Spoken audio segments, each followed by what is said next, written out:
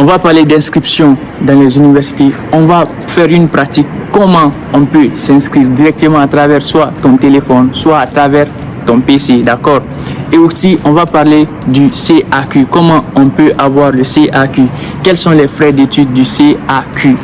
Et puis par la suite, on va parler du permis d'études au Canada ou encore le visa en d'autres termes. Donc assurez-vous de rester jusqu'à la fin de la vidéo pour ne pas manquer ces étapes qui sont des étapes quasi liées, je dirais, et d'écouter attentivement tout ce qu'on va dire ici.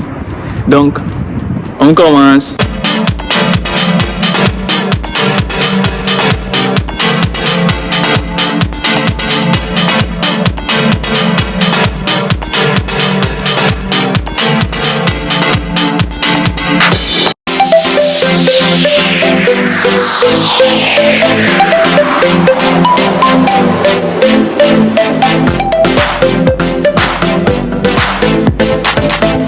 Voilà les amis, je suis très content de vous retrouver. Pour aller étudier au Canada, c'est pas une procédure de si compliqué que ça, d'accord? Vous devez savoir que c'est une procédure très simple, d'accord? Et c'est une procédure quand même spécifique, c'est un peu différent de la France, d'accord? Pour ceux qui ne savent pas, on a fait la vidéo concernant la procédure, vous pouvez le voir ici, d'accord? Ce qui est du cas du Canada, c'est une procédure qui se déroule en 3 étapes. Comme vous le savez, on a parlé de la procédure en France, on a dit que c'est une procédure qui se déroule en 2 étapes. Quant au Canada, c'est une procédure qui se déroule en 3 étapes, d'accord? La première étape, ça consiste à chercher une admission, bien évidemment, dans une université. La deuxième, ça consiste à chercher le CAQ. Et la troisième, c'est la recherche du permis d'études. Le permis d'études, pour ceux qui ne savent pas, pour le Canada, c'est le visa d'études qu'on appelle le permis d'études. C'est pas le visa comme la France et les autres pays. Le Canada, on cherche le permis d'études. D'accord? Donc voilà les amis, ça c'est en ce qui concerne les études au Canada, précisément au Québec. On est d'accord. Peut-être pour Ottawa et dans les autres régions, ça va venir avec le temps. On va faire une vidéo peut-être là-dessus. Mais on est en train de parler dans cette vidéo du Québec. Le Québec, ce qui est une région francophone, d'accord? Une région réservée pour les études, pour les étudiants francophones. Admission, comment rechercher une admission? Vous devez savoir que pour rechercher une admission, c'est un peu spécifique. Vous devez passer par les universités et chaque université a ses règles. Et premièrement, il y a d'abord la possibilité de passer par la boîte postale des universités. Cela consiste à faire quoi? Vous devez aller sur le site des universités, vous cherchez des informations là-bas. Les premières universités, ils peuvent vous dire que pour postuler, vous devez envoyer vos informations à la boîte postale de l'université. Il y a un service, un secrétariat qui se charge d'étudier vos dossiers d'admission et puis vous les soumettez votre candidature. D'accord?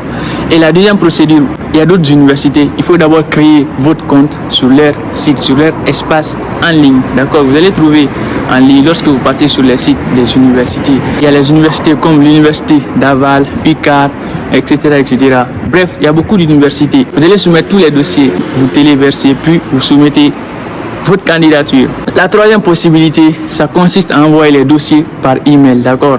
Donc on a parlé de boîte postale, on a parlé également de création de compte sur l'espace en ligne. Troisième manière, c'est d'envoyer les dossiers à l'université par email, d'accord? Vous devez envoyer les dossiers par email. Comme je vous l'ai dit, les universités canadiennes, ce sont des universités indépendantes. Chaque université a des procédures spécifiques. Donc ce que vous allez faire, vous allez essayer de réunir tous vos dossiers, vous l'envoyez directement sur l'espace en ligne, soit du secrétaire, soit d'un président ou un conseiller spécial chargé de cette affaire. On est d'accord? Donc voilà les 3 différentes manières de s'inscrire dans une université au Canada. Maintenant parlons des délais de traitement. Vous devez savoir que les délais de traitement également sont liés à l'université. Une université peut décider par exemple 2 semaines après, ils vous répondent. Ou ils peuvent décider que leur délai de traitement des dossiers pour avoir l'admission, c'est 1 mois. D'autres peuvent vous dire que c'est 2 mois, d'autres encore 3 mois, d'autres peut-être 3 jours, et c'est pas moi, d'autres même 1 jour. Chaque université est indépendante, c'est ce que je vais vous faire comprendre ici. Donc le délai de traitement, ça varie en fonction des universités. On est d'accord? Alors, après le délai de traitement, l'université va vous répondre. La réponse, ça peut être positive ou encore ça peut être négative. Mais généralement, lorsque l'université vous répond, c'est des avis favorables. D'accord? Donc vous partez, vous recherchez sur le site des établissements, il y a des critères d'admission là-bas. Si vous remplissez ces critères d'admission, généralement, je dis bien, pas à chaque fois, généralement les universités, ils vous répondent par un avis favorable. On est d'accord. Avant cela, vous devez savoir qu'il y a une condition sine qua non pour avoir une admission dans les universités.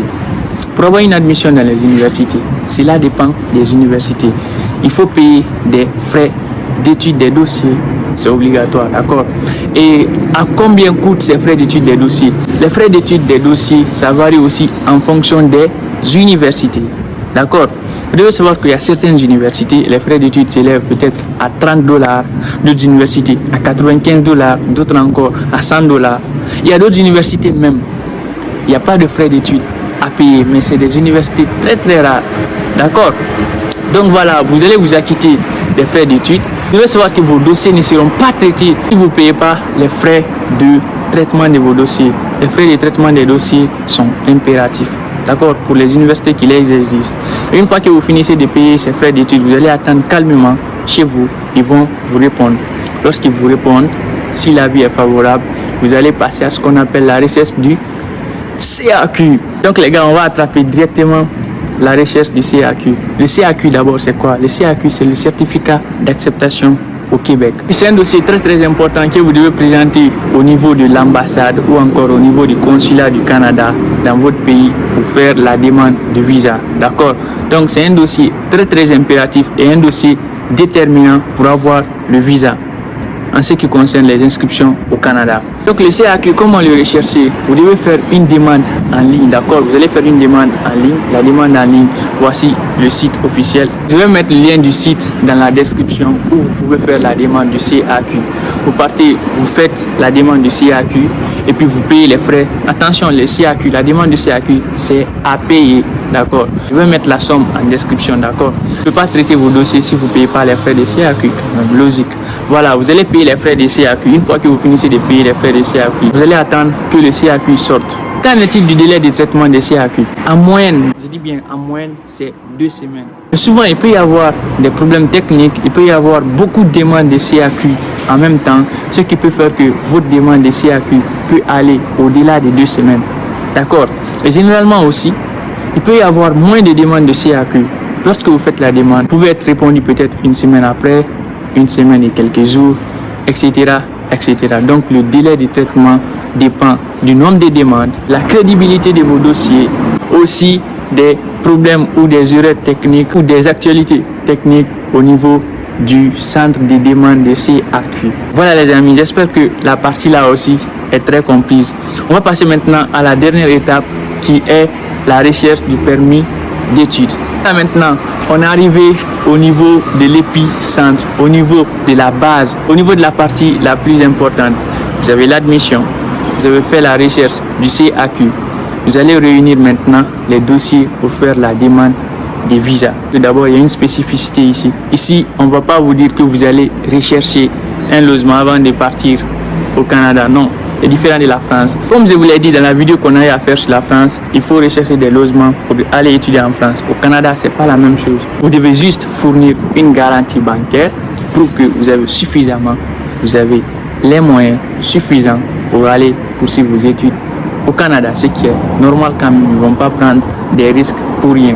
Vous allez réunir les documents. Les documents qui sont à fournir, je vais faire une vidéo sur ça, d'accord? Une vidéo très explicite qui va vous expliquer. Sinon, cette vidéo sera longue, qui va vous expliquer quels sont les documents qui sont à fournir lorsque vous voulez partir étudier au Canada et au niveau de la recherche de visa. Donc, une fois que vous avez tous les documents, vous allez essayer de prendre rendez-vous sur un espace en ligne, d'accord? Vous devez savoir que pour faire la demande de permis d'études, vous devez déposer vos documents sur l'espace en ligne, d'accord? Vous devez faire la demande sur l'espace en ligne. Si vous ne faites pas de demande sur l'espace en ligne, vous n'avez pas de chance d'avoir le permis d'études. On va faire une vidéo explicite sur ça, comment faire la demande en ligne. C'est pourquoi je vous invite à vous abonner, car ici on parle de ce qu'on ne dit pas dans les autres vidéos, d'accord?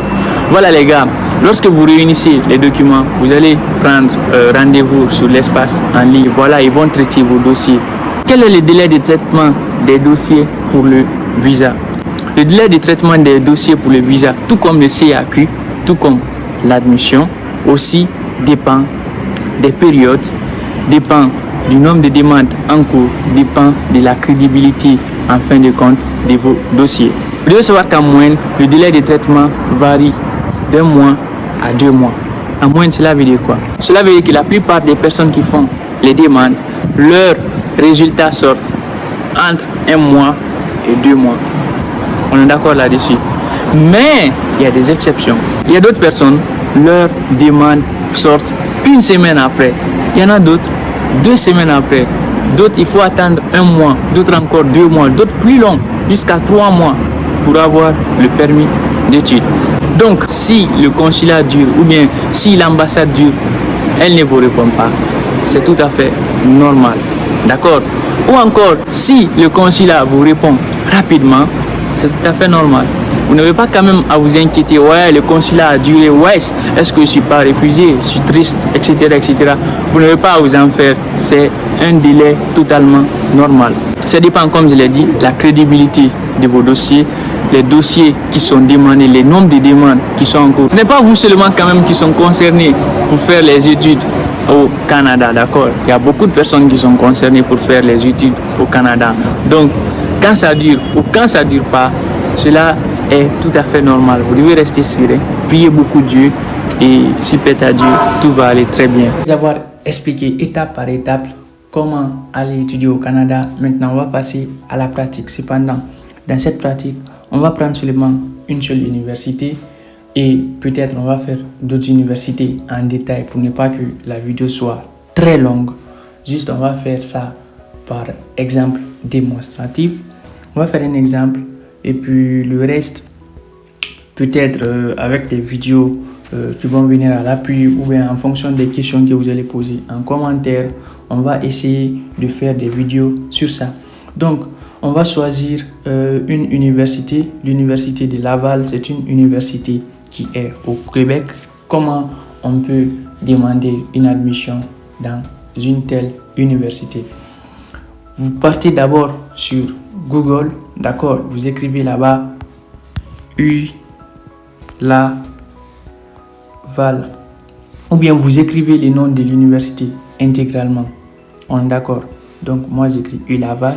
Je clique sur rechercher. Donc vous attendez un peu. Voilà, on va vous sortir sur cette interface. C'est le nom de l'université qui est là et puis avec son site officiel. Vous cliquez sur ce nom.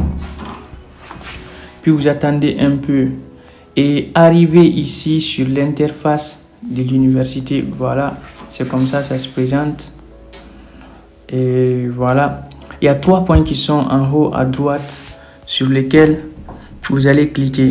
Voici, ce sont ces 3 points. Vous cliquez sur ces 3 points.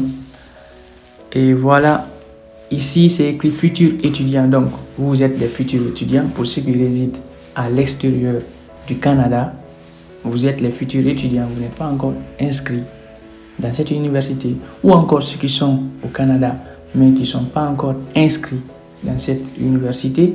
Futurs étudiants, c'est ce qui vous concerne. Donc on va cliquer sur ça, puis on attend un peu. Voilà, et il y a des bourses que l'université offre, mais il faut être dans l'université pour pouvoir en bénéficier. Et vous descendez jusqu'à ici. Donc vous devez savoir qu'ici il y a 2 possibilités. Soit vous descendez jusqu'au niveau de étudier au premier cycle, étudier au 2e et 3e cycle, etc., etc. Là, vous pouvez passer directement. Par exemple, si vous connaissez le cycle auquel vous voulez étudier, vous pouvez prendre directement ce cycle, soit premier cycle ou 2e cycle. D'accord? L'autre manière, c'est que vous allez descendre jusqu'ici. Candidat et candidat du Canada hors Québec, c'est pas vous. Candidat et candidat adultes. Formation à distance, formation continue. Voilà, formation à distance pour ceux qui veulent rester chez eux et se former directement à l'université, c'est ça, vous prenez. Formation continue. Donc, pour ceux qui veulent une formation continue, d'accord, pas formation initiale, vous pouvez cliquer sur ça directement. Ce qui nous intéresse, c'est de chercher à nous inscrire dans l'université en tant que futurs étudiants, c'est-à-dire des étudiants qui ne résident pas au Canada. Donc ce qu'on va faire, on va venir sur recherche, puis on attend un peu. Voilà, au niveau de la recherche, on descend jusqu'à étudier au cycle supérieur, c'est-à-dire l'université. On clique sur explorer les programmes. Voilà, on nous dit de trouver notre programme. Voilà, étudier au 2e et 3e cycle, futur étudiant. Il y a les différentes filières qui sont disponibles ici. Il y a administration et gestion, art et design, musique, droit, études internes, éducation, génie, etc., etc. Vous essayez de trouver votre domaine ici. Supposons que nous, c'est droit, on veut faire, on va cliquer sur droit. Puis on attend un peu tous les programmes d'études. Donc ici, vous allez venir chercher soit le premier cycle, le 2e cycle ou le 3e cycle, d'accord? Donc, par exemple, moi, je vais faire le premier cycle, droit. J'écris droit. Premier cycle.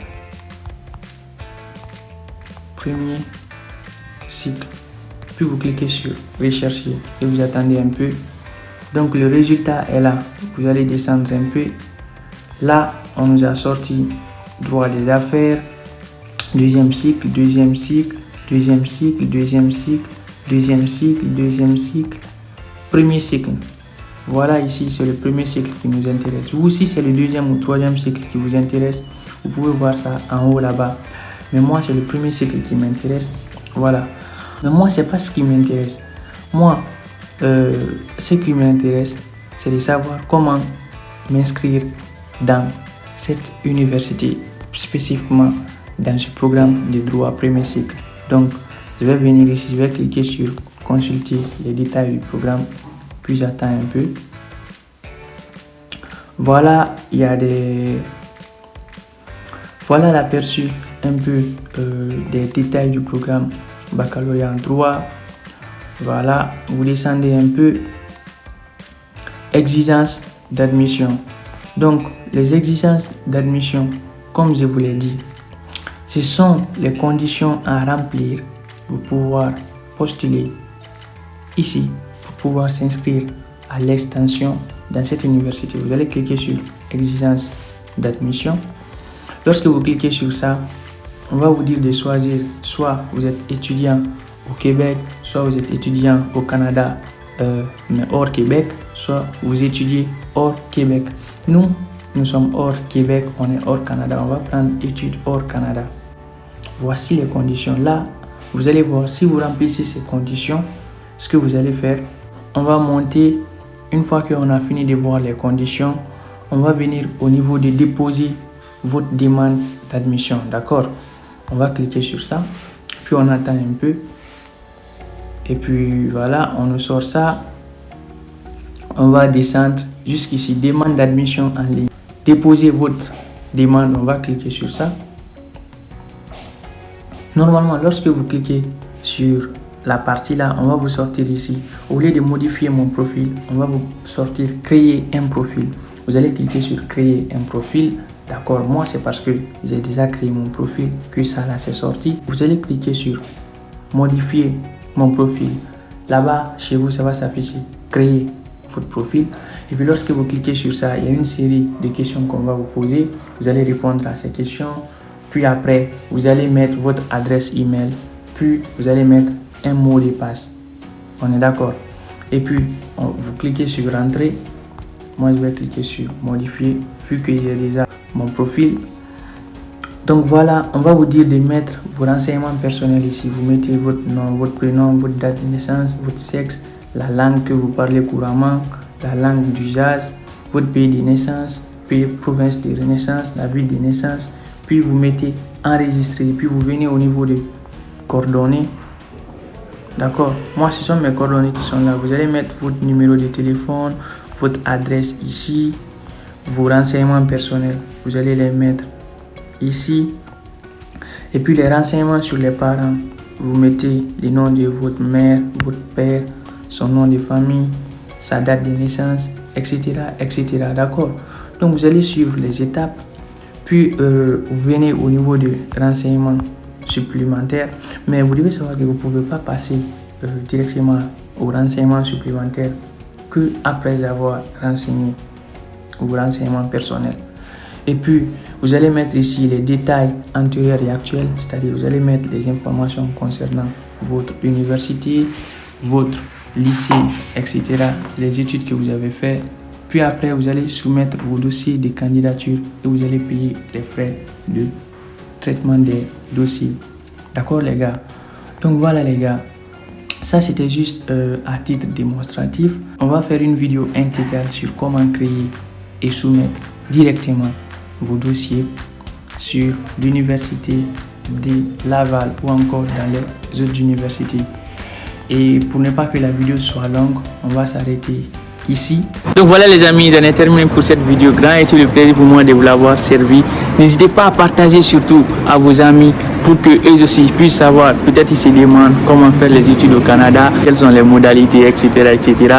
D'accord. Et comme je vous l'ai dit, vous pouvez regarder sur la chaîne. Je partage quotidiennement les bourses d'études et les opportunités d'études à l'étranger. Peut-être il y a des opportunités qui vous correspondent. Et n'hésitez pas surtout à vous abonner, d'activer la cloche de notification pour ne pas rater les futures opportunités et les futures vidéos, les futures explications. Moi je vous dis, on se retrouve pour une prochaine vidéo. Prenez soin de vous car c'est important.